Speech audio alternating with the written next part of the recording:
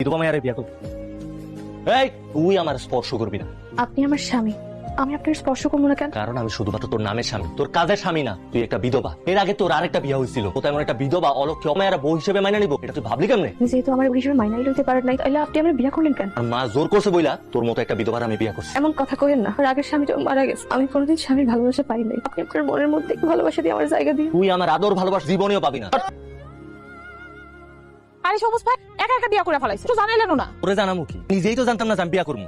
যাই হোক, এত দাও দেন নাই তো কি করার আছে? ভাবিলোকে একটু পরিচয় করায় দেন। ঘরেই তো আছে, যা নিজে গিয়া পরিচয় আলো। তো কোন গ্রামে বিয়া করছে? সখীপুর গ্রামের হানান মাস্টার মায়ের বিয়ে করছি। ওই মায়ের নাম কি রেখা? হ, তুই কি ওরে চিনোস নাকি? ও তো আমার বান্ধবীর খালতো বোন, ও তো আগে বিয়া হয়েছিল।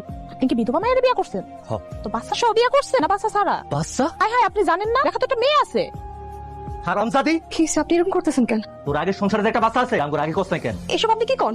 আমি তো আগের সংসারে মাত্র 2 মাস সংসার করছি, ওই সংসারে তো আমার কোনো বাচ্চা কাচ্চা নাই। তো আমি